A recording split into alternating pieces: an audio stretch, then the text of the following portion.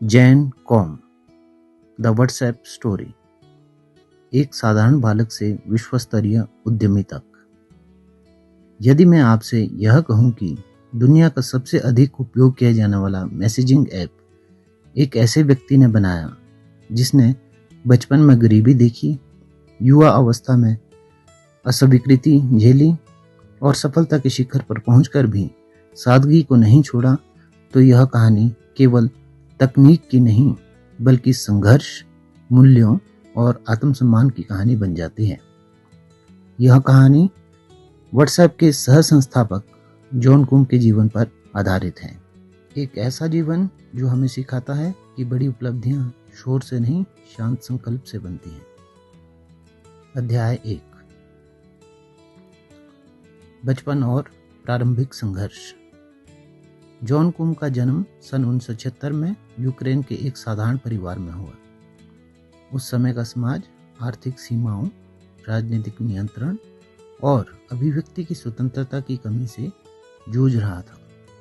घर में संसाधन कम थे, बिजली हमेशा उपलब्ध नहीं रहती थी, ज्ञान के साधन सीमित थे, लेकिन इन परिस्थितियों ने जॉन कुम के भीतर एक गहरी इच्छा पैदा की, स्वतंत्रता की इच्छा।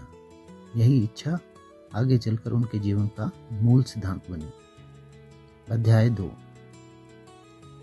अमेरिका की यात्रा और गरीबी। जब जॉन कुम 16 वर्ष के थे तब वे अपनी माता के साथ अमेरिका आ गए। यह यात्रा सपनों से भरी नहीं थी बल्कि संघर्षों से भरी थी। वे सरकारी सहायता अर्थात फूड स्टैम्प्स पर निर्भर थे। माता घरेलू काम करती थी और जॉन स्वयं एक किराना दुकान में सिपाही कर्मी की नौकरी करते थे। यह वह समय था जब अधिकांश लोग हार मान लेते हैं, लेकिन यहीं जॉन कुम ने स्वावलंबन और आत्मसम्मान सीखा। अध्याय 3, स्वयं से सीखने की आदत। जॉन कुम ने किसी महंगे संस्थान से शिक्षा नहीं ली। उन्होंने किताबों, मैनुअल और स्वयं प्रयोग करके प्रोग्रामिंग सीखी। वे स्टैनफोर्ड विश्वविद्यालय पहुंचे, लेकिन आर्थिक कारणों से डिग्री पूरी नहीं कर पाए। यह असफलता नहीं थी, यह संकेत था कि उनका रास्ता परंपरागत नहीं बल्कि व्यवहारिक होगा।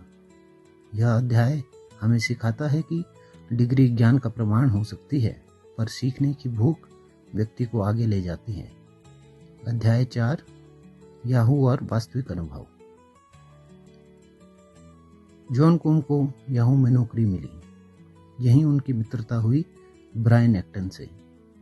याहू ने उन्हें तकनीकी कौशल, उपयोगकर्ता व्यवहार और बड़े पैमाने पर सिस्टम चलाने की समझ दी। लेकिन साथ ही उन्होंने यह भी देखा कि कई तकनीकी उत्पाद उपयोगकर्ता के लिए नहीं, विज्ञापन के लिए बनाए जाते हैं। यहीं से उनके मन में एक स्पष्ट विचार जन्मा, उपयोगकर्ता उत्पाद नहीं होना चाहिए। अध्याय 5, अस्वीकृति और दिशा। याहू छोड़ने के बाद जॉन और ब्रायन फेसबुक में नौकरी के लिए गए। दोनों को अस्वीकार कर दिया गया। यह अस्वीकृति किसी और को तोड़ सकती थी, लेकिन जॉन कुम के लिए यह अंत नहीं था। इस जीवन ने उन्हें नई दिशा दिखाई। कई बार अस्वीकृति अयोग्यता का नहीं, समय का संकेत होती है। अध्याय 6, व्हाट्सएप का जन्म। सन 2009 में जॉन कुम ने एक साधारण विचार से शुरुआत की। एक ऐसा ऐप जो केवल संदेश भेजने का काम करे। कोई विज्ञापन नहीं, कोई खेल नहीं, कोई ध्यान भटकाने वाली चीज नहीं। शुरुआत में व्हाट्सएप केवल स्टेटस अपडेट ऐप था, लेकिन जब उपयोगकर्ताओं ने मैसेजिंग की आवश्यकता बताई तो जॉन ने अपने विचार बदले। यहीं से व्हाट्सएप लोगों की आदत बन गया। यह अध्याय हमें सिखाता है, जो बदलना सीखता है वही टिकता है। अध्याय 7, निजता एक मूल्य। जॉन कुम निगरानी वाले समाज में पले थे। इसलिए निजता उनके लिए विकल्प नहीं, आवश्यकता थी। उन्होंने स्पष्ट निर्णय लिया कि उपयोगकर्ताओं का डेटा कभी नहीं बेचा जाएगा।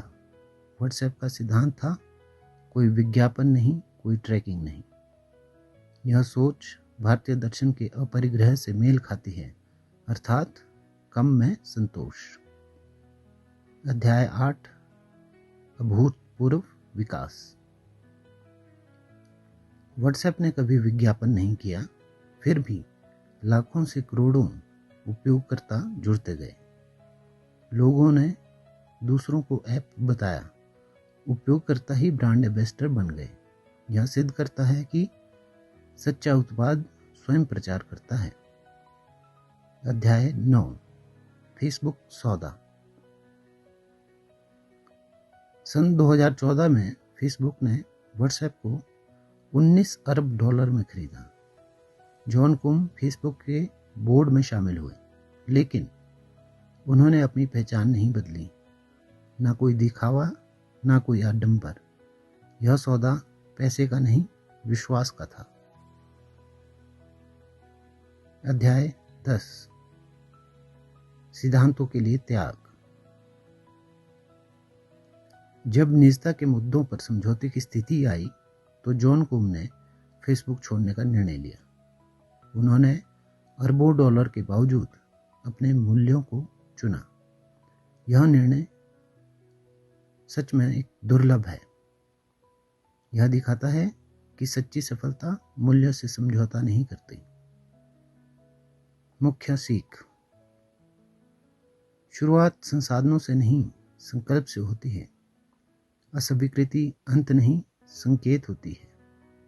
सादगी सबसे बड़ा स्केलेबल मॉडल है। उपयोगकर्ता का विश्वास सबसे मूल्यवान पूंजी है। धन साधन है, उद्देश्य नहीं। जॉन कुम की यह कहानी हमें सिखाती है कि शांत लोग भी इतिहास बदल सकते हैं।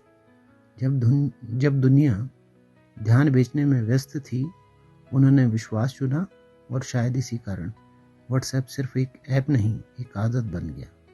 क्योंकि बड़ी सफलताएं शोर से नहीं, सिद्धांतों से बनती हैं। धन्यवाद।